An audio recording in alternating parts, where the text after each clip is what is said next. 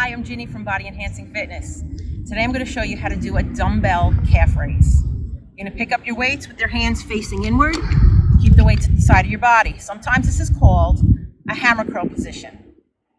From this position, you are going to lift your weight onto your toes, push your hips towards the sky or the ceiling, and push your knees towards the wall or towards the front of your body.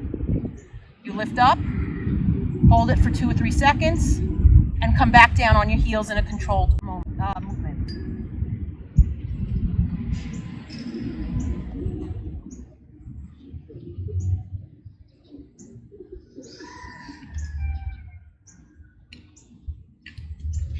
And that's a dumbbell calf raise.